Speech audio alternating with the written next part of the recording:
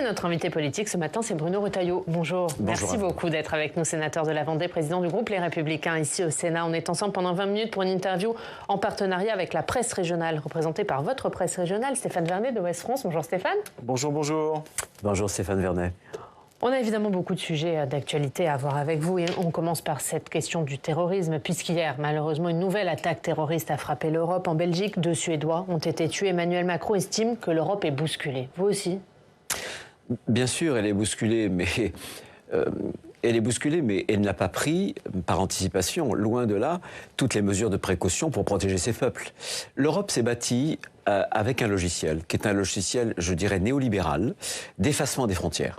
D'effacement des frontières commerciales. On est la zone douanière la moins protégée au monde. On a détruit beaucoup d'emplois dans l'industrie à cause de cela. Mais effacement des frontières avec l'accueil de quantités énormes d'immigrés sur le sol européen. Et c'est cette naïveté aujourd'hui que l'Europe paye. Elle le paye au prix cher. Vous attendez une multiplication des passages à l'acte. Est-ce que nous sommes entrés dans un nouveau cycle de violences terroristes en Europe, selon vous ? Il n'y a pas de nouveau cycle. En réalité, on n'a jamais, depuis les Twin Towers, finalement, c'est une succession d'attentats, mais on voit bien qu'il y a une répétition qui s'accélère. Il y a effectivement des périodes d'accalmie, il y a des périodes de paroxystiques, comme on le vit. Et là, c'est une période paroxystique. Bien sûr, puisque ce qui se passe en Israël, c'est pas du tout la cause palestinienne, une guerre de libération d'un peuple opprimé. C'est pas ça du tout. Le Hamas, c'est un mouvement islamiste. Est-ce que vous savez ce que signifie le mot Hamas ? Le mot Hamas, c'est un acronyme qui signifie mouvement de résistance islamique. Il n'a jamais été question pour le fondateur et l'inspirateur du Hamas, qui est le cheikh Yassine, qui est désormais décédé, de libérer la Palestine. Non, son projet était de faire de toute la Palestine, y compris d'ailleurs de l'État d'Israël, une terre de la charia. Voilà. Donc c'est bien, là encore, le projet islamiste, comme on a pu le voir en Irak, qui est réactivé, et toutes les cellules dormantes aujourd'hui en France se réveillent. Donc vous faites un lien, vous, entre ce qui se passe actuellement entre Israël et le Hamas et ce qui s'est passé à Arras, ce qui se passe en Belgique. Mais bien sûr, le lien, il est d'ailleurs évident, puisque le professeur Bernard est mort, était assassiné par cette barbarie islamiste. C'était vendredi, le jour où un des inspirateurs et fondateurs du Hamas avait déclaré ce vendredi 13 comme journée de colère. Il faudrait être aveugle, et nous sommes encore trop aveugles, en France et en Europe. On n'a pas pris la mesure de cette menace. Nous, c'est qui ? Les dirigeants. Que ce soit les dirigeants européens ou que ce soit les dirigeants français. Emmanuel Macron, il est encore aveugle ? Mais écoutez, bien sûr... Il a un discours de fermeté ces derniers jours. Il faut être intraitable. Pour vous, c'est que ce sont que des mots ? Mais il a un discours qui s'adapte à l'opportunité présente. Mais encore une fois, c'est à l'école qu'un professeur de français a été tué. C'est donc l'école qui est visée. Or, c'est le même Emmanuel Macron qui avait nommé M. Papendiaï, qui avait un rapport avec la laïcité extrêmement lâche. Regardez ce qu'il a fait du Conseil des sages de la laïcité. Regardez son peu d'empressement à prendre des sanctions, des décisions vis-à-vis des élèves qui portaient les tenues longues, les abayas, les camis. Eh bien, M. Papendiaï a été nommé, après Jean-Michel Blanquer, qui était plutôt intraitable sur les questions de laïcité, il a été nommé par le même Emmanuel Macron. Un homme politique Gabriel Attal, il fait mieux les choses selon vous sur En tout cas, il a bien commencé. Il a bien commencé. Mais il faut poursuivre. Vous savez, il y a l'abaya, mais moi je lui demande par exemple d'aller plus loin. On a voté au Sénat il y a plusieurs reprises des textes, des amendements pour l'interdiction des tenues religieuses pour les accompagnatrices scolaires. Il ne peut pas y avoir 2 poids, 2 mesures. La République doit être ferme. Ce message de fermeté, où on l'adresse au monde entier, où on n'adresse pas. Mais quand on est dans le en même temps, dans le entre-deux, comme on l'est sur le texte immigration... On va y venir. Mais Gérard Larcher, la semaine dernière, il disait que la classe politique avait été faible face au communautarisme, face aux atteintes à la laïcité. Toute la classe politique a été faible ? En tout cas, il y en a qui ont été beaucoup plus faibles que d'autres. Et on le voit bien encore sur le profil de l'assassin de ce professeur de français, où des associations de gauche et d'extrême gauche, des partis politiques avaient réclamé et obtenu l'annulation de la mesure d'expulsion de la famille. S'ils ne s'étaient pas mobilisés à l'époque, croyez-moi, on en serait pour faire respecter pas là. La circulaire Valls. Non. Il y avait des moyens de l'expulser. Bien. Et on ne l'a pas fait. Mais en même temps, est-ce que c'est pas aussi la droite qui a mis cette condition que quand on arrive en France avant l'âge de 13 ans, on n'est pas expulsable? Mais moi, j'ai aucun souci. J'ai critiqué depuis le premier jour ce qu'on a appelé le renoncement sur la double peine. Et quand j'ai fait campagne sur LR, j'ai fait campagne aussi en disant faut le droit d'inventaire. Voilà. Et si c'est sous Nicolas Sarkozy qu'elle a été mise en place cette mesure. Mais bien sûr. Mais il y a une graduation. Hein. Et pour avoir fait pas mal de plateaux, de radio, de télévision, très souvent, lorsque on réclame des mesures très très fermes sur l'immigration, qu'est-ce qu'on nous répond? On y répond oh là là, vous êtes un demi-fasciste, vous avez le même langage que l'extrême droite. Il y a cette connivence médiatique aussi, pas seulement politique. Est-ce que, juste sur Dominique Bernard, tué par un terroriste islamiste qui était suivi par les services de renseignement, est-ce que pour vous, il y a eu des failles? Est-ce que vous souhaitez une commission d'enquête là-dessus? Bien sûr qu'il y a eu des failles. Mais c'est pas une. On peut faire des commissions d'enquête, mais on sait quasiment tout. Mais non, mais on sait tout. Voilà. C'est en réalité un individu qui avait fait l'objet de 2 mesures d'éloignement du territoire par sa famille lorsqu'il était mineur et à titre personnel lorsqu'il était majeur. Et il était inexpulsable. Pourquoi il était inexpulsable? Parce que il y a une règle en France et la règle, elle est trouée comme un gruyère par des exceptions. Les exceptions tuent la règle de l'expulsion. Et les exceptions finissent par tuer des Français. Voilà. Eh bien, nous, dans le texte sur l'immigration, on annulera les exceptions. On sera clair. On va en parler. Juste avant, sur les commissions d'enquête, il y a une commission d'enquête sénatoriale sur le signalement et le traitement des pressions, menaces et agressions dont les enseignants sont victimes. Aujourd'hui au Sénat, cet après-midi à 15h. Mickaëlle Paty, la sœur de Samuel Paty, sera auditionnée. Est-ce que vous assisterez à cette commission? À cette audition, et qu'est-ce que vous en attendez? En tout cas, j'avais été un de ceux qui avaient poussé cette commission d'enquête au moment où elle avait fait paraître, la sœur de M. Paty, son livre. Voilà. Eh bien, moi, je pense, j'en attends, qu'on prenne la mesure des choses. Parce que depuis l'assassinat de M. Paty, un certain nombre d'études dont Jean-Pierre Aubin parlait, qui est l'ancien inspecteur de l'Éducation nationale, qui est connu pour un certain nombre de ses livres, les territoires perdus de la République, etc. Mais beaucoup d'enquêtes nous ont montré que les enseignants considèrent qu'il n'y a pas eu, l'éducation nationale n'a pas tiré les conséquences, toutes les conséquences de la décapitation de Samuel Paty. Et on voit bien qu'ils sont de plus en plus aujourd'hui, les enseignants, à s'auto-censurer. Parce qu'ils craignent à évoquer un certain nombre de sujets. La Shoah et beaucoup d'autres sujets. Donc on n'a rien réglé. Il faut une fermeté absolue. Cette fermeté absolue, elle ne peut pas s'accompagner en même temps de ces virages. Je parlais de la nomination de M. Papendiaï. Il faut vraiment une constance et une cohérence. C'est à ce prix. Et ça ne se traitera pas en une journée, bien entendu. Mais c'est vraiment avec une sorte de rectitude moralement qu'on parviendra justement à reculer l'islamisme. Stéphane, sur la loi immigration. Sur la loi immigration, est-ce que le meurtre de Dominique Bernard à Arras vendredi est de nature à faire changer les Républicains de position sur ce texte? Vous voulez rire? Non, je vous pose la question. Non, mais vous utilisez les arguments du ministre de l'Intérieur. Le ministre de l'Intérieur... Je pose une question. Non, mais c'est pas vis-à-vis de vous, Stéphane Vernel, ne vous inquiétez pas. Simplement, c'est incroyable. Nous, on veut durcir le texte. Et le ministre de l'Intérieur dit, on espère que les Républicains vont voter un texte mollasson. Il en est hors de question. Alors, c'est pas exactement ce qu'il dit, Bruno Retailleau. Il dit que le texte qui a été voté par la commission des lois il y a quelques mois aurait permis l'expulsion de cet assaillant, mais que si vous êtes prêt à plus de fermeté, il est prêt à vous suivre. Non, mais il a dit il faut que les LR votent là, parce qu'il y a une urgence. Il souhaite un accord. Simplement, le texte, d'abord, il est muet sur plein de choses. Sur le code de la nationalité. Il est muet sur les mineurs non accompagnés. Il était muet sur le regroupement familial. La commission des lois a fait son travail et on l'a durci. Mais il faut le durcir encore. Donc encore plus que la version qui est sortie de la commission des lois. Bien sûr, c'est l'objectif depuis le départ. On n'a pas changé. Ici, on ne change pas, on ne retourne pas notre veste tous les matins au Sénat. On a une ligne et on essaie de la suivre. Qu'est-ce qu'on va changer ? On va changer, par exemple, le fait d'arrêter les pompes aspirantes. On a déjà trop de pompes aspirantes, par exemple, sur les soins gratuits pour les étrangers, par exemple, sur le regroupement familial, par exemple, sur le droit d'asile. Mais là, le gouvernement veut installer une nouvelle pompe aspirante en donnant un droit automatique à ceux qui ont fraudé, qui sont en situation irrégulière sur le territoire. On leur donne un droit automatique à la régularisation. Mais est-ce que c'est ce que veulent les Français aujourd'hui ? Les Français veulent vraiment qu'on accepte des étrangers qui fraudent, qui sont des clandestins et qui vont avoir un droit opposable, c'est-à-dire automatique. à la régularisation. Et pardon, mais c'est pas non plus ce que dit le gouvernement. Il dit c'est pas un appel d'air, il y aura des conditions strictes. Ce sont des gens qui sont déjà là et qui travaillent déjà sur le territoire. Mais vous voulez rire. Si vous dites aux gens, venez en France, il suffit d'être clandestin, de travailler dans un métier en tension. Tous les métiers sont en tension, partout en France, dans toutes les régions françaises. Et alors vous obtiendrez le Graal. Vous serez régularisé. Vous croyez que c'est pas un appel d'air ? Bien sûr que si. Vous ne pouvez pas maîtriser le chaos migratoire sans message de fermeté. Chaque fois que vous faites un trou, c'est pas les pauvres migrants qui viennent du Sahel qui sont informés, c'est les filières, c'est les mafias, c'est les trafiquants d'êtres humains.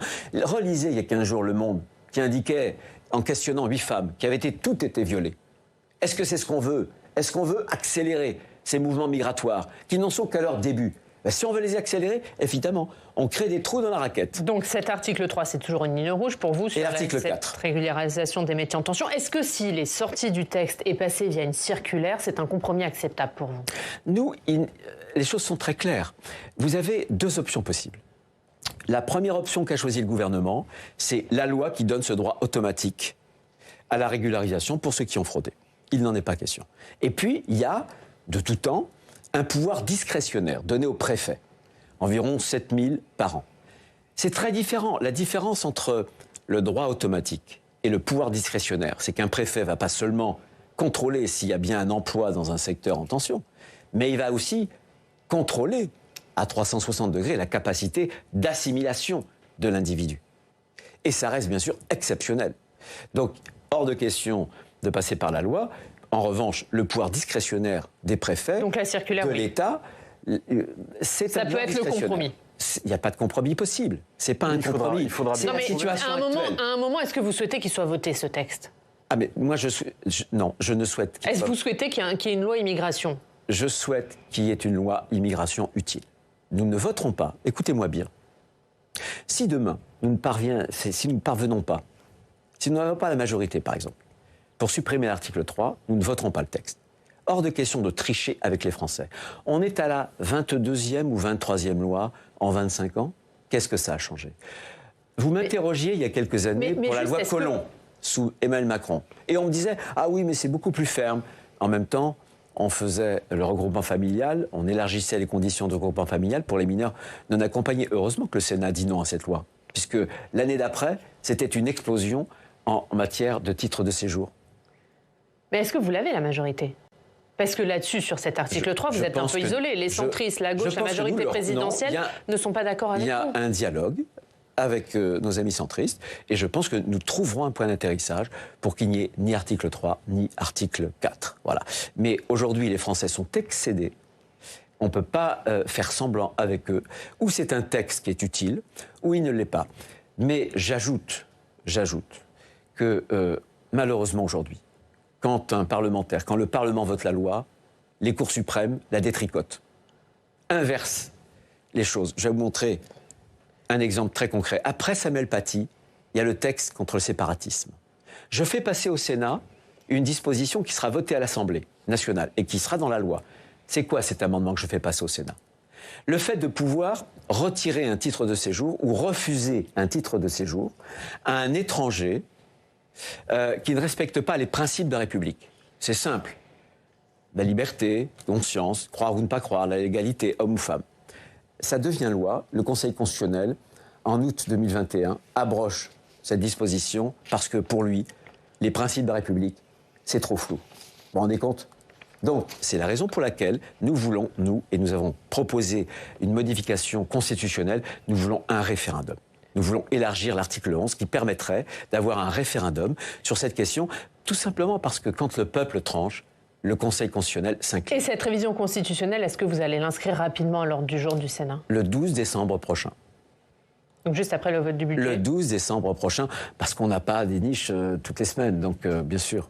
Sur l'ensemble de ces sujets, vous aurez une majorité cohérente et construite cette fois-ci entre les Républicains du Sénat et les Républicains de l'Assemblée ? J'espère bien sur la révision constitutionnelle.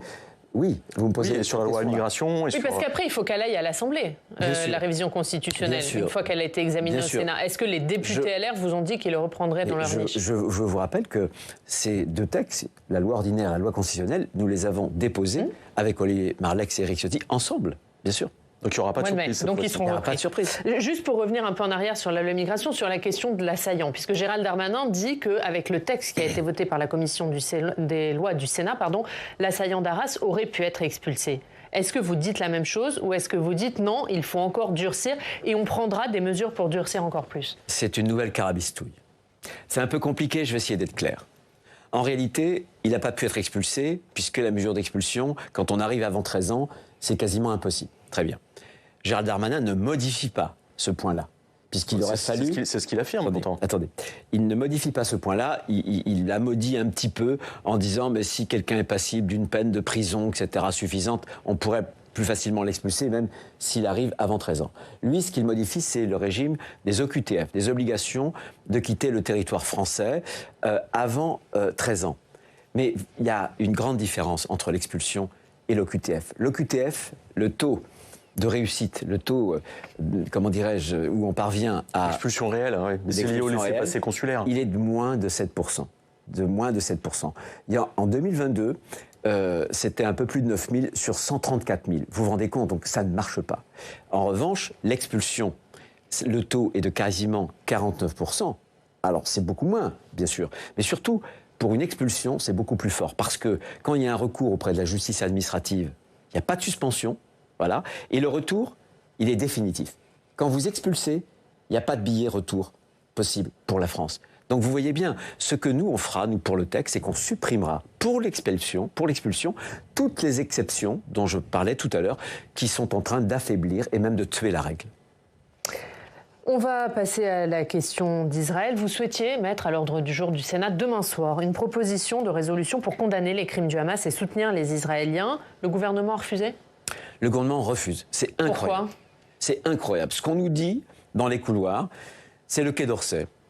Le Quai d'Orsay refuse parce qu'il craint que si Tsahal entre dans Gaza le même jour ou avant, qu'il y ait des dommages collatéraux. Mais ce qui est incroyable, ça veut dire qu'au Quai d'Orsay, le gouvernement français met sur le même plan une action en légitime défense d'Israël et un crime contre l'humanité.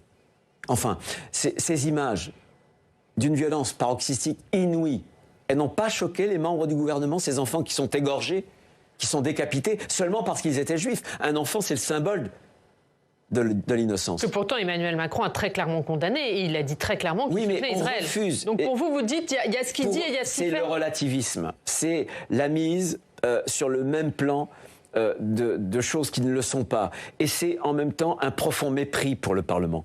Quoi, le Parlement ne pourrait pas, de façon adulte, responsable, assumer une discussion ? On ne peut pas, nous, se saisir d'un moment qui est dramatique et dont on a vu par ailleurs des conséquences dans notre pays. On n'aurait pas le droit d'en discuter à travers une résolution. Mais c'est quoi ce gouvernement ? Pourquoi méprise-t-il autant le Parlement ? Le Parlement, c'est l'émanation de la volonté générale des Français. Nous sommes les représentants des Français. Les bras m'en sont tombés. Et je sais que, sans trahir de secret, Gérard Larcher a eu le ministre des Relations avec le Parlement hier après-midi.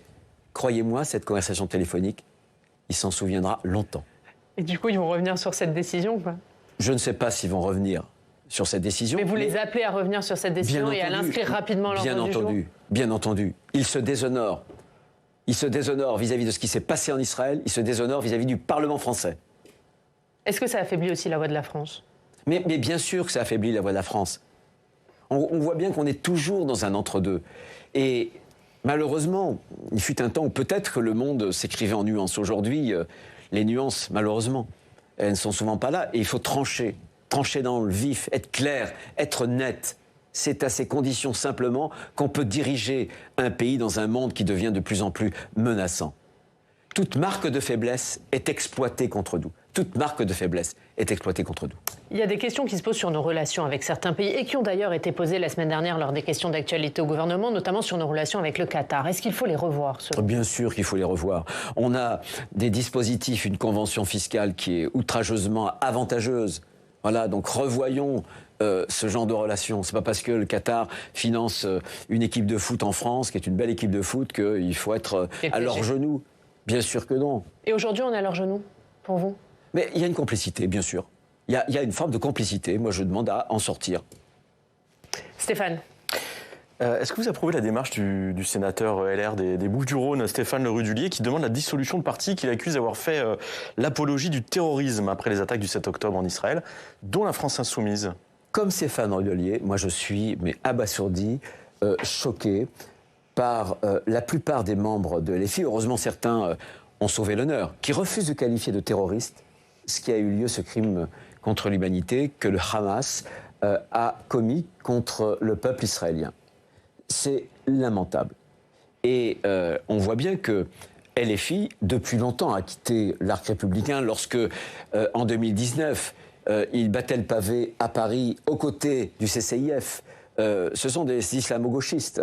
Et dans cette manifestation, à l'époque, on y criait mort aux Juifs. Depuis Sainte-Soline et tant d'autres choses, la police tue.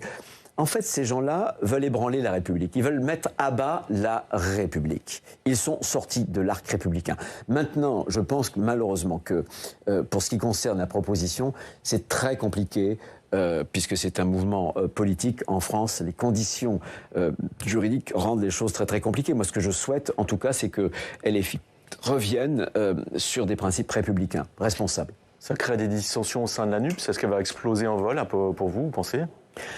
Mais j'espère. Comment se fait-il que ça changera? Mais comment se fait-il que des gens qui sont des républicains de gauche, qui soient du PCF, du PS ou d'autres mouvances écologistes, tolèrent cette alliance-là? Cette alliance, elle est fondamentalement coupable. Vous imaginez si nous, on faisait des alliances avec, à l'inverse, sur le côté droit, avec des mouvements qui seraient des mouvements totalement complices de l'islamisme et donc du terrorisme. Mais chaque matin, on nous désignerait. Parce que c'est la gauche, personne ne dit rien. Moi, je pense que c'est irresponsable. La NUPES, c'est la marque d'un déshonneur politique. Une dernière question juste sur Israël, puisque Joe Biden se rend en Israël demain. Est-ce qu'Emmanuel Macron doit s'y rendre pour vous? Il pourrait parfaitement s'y rendre, oui. Bien sûr, il pourrait parfaitement s'y rendre. Il faut bien savoir et bien comprendre que beaucoup de choses nous unissent à Israël et au peuple juif. Il y a ces liens qui sont des liens irrévocables, qui sont des liens historiques tissés dans nos racines judéo-chrétiennes. Il y a ces liens aussi d'ordre civique qui, celles, portent au Moyen-Orient les valeurs de la démocratie. Et il y a aussi tous ces Français qui sont morts ou qui sont retenus en otage. Donc, ce qui nous concerne là-bas nous concerne ici, évidemment. Et je pense que ce sang versé de Français, une vingtaine sont morts et d'autres, malheureusement, sont tenus en otage, font qu'on a partie liée ensemble. Une dernière question, Stéphane, peut-être plus régionale? Oui, sur une question nantaise sur l'aéroport Nantes-Atlantique, il y avait un appel d'offres pour transformer l'aéroport qui a fait chou blanc. Les travaux sont reportés d'au moins 2 ans s'ils aboutissent un jour, alors que la promesse de transformation de l'aéroport accompagnait l'annulation ou l'abandon du projet de Notre-Dame-des-Landes. Est-ce que vous, en tant qu'élu de l'Ouest, est-ce que vous dites que finalement c'est pas plus mal, que l'écologie a eu gain de cause, ou est-ce que vous avez le sentiment de vous être fait bien avoir dans cette histoire? On s'est bien fait avoir. Enfin, moi, je ne me suis pas fait avoir, parce que j'étais réaliste depuis le départ. Simplement, tout simplement, on a donné, ceux qui ont gagné, c'est les ultra-violents. On a donné un permis de casser à ceux qui étaient les plus violents. Il y a eu un référendum qui avait été gagné pour Notre-Dame-des-Landes. Il y a eu 179 décisions de tribunaux européens, mais aussi français, qui ont tous été gagnés. Eh bien, malgré tout, Emmanuel Macron, Édouard Philippe aussi, pour simplement s'attirer les faveurs d'un éphémère ministre de l'Environnement, qui était Nicolas Hulot, ont sacrifié Notre-Dame-des-Landes. Ils ont fait des belles promesses. Ils ont fait des très belles promesses. Parce qu'on nous avait dit, mais on sera relié avec le TGV plus facilement à Paris. que nenni, rien n'est avancé. Vous aurez un aéroport Nantes-Atlantique qui sera rénové. Total, c'est un désastre. Enfin, les voyageurs sont très très mal accueillis et les conditions même de la sécurité peuvent être interrogées. C'est scandaleux. C'est un dossier scandaleux qui est la faute originelle sur le plan de l'autorité de l'État d'Emmanuel Macron, puisque ça ne sert à rien de combattre les zadistes à Sainte-Soline si on leur a donné raison avant à Notre-Dame-des-Landes. Merci Bruno Retailleau. Merci beaucoup d'avoir été notre invité ce matin. La une de Ouest France, Stéphane, c'est cet hommage à Dominique Bernard hier. L'hommage national de l'école à ses professeurs, oui. C'est à la une de votre journal. Merci beaucoup. Merci. On passe au Club des Territoires.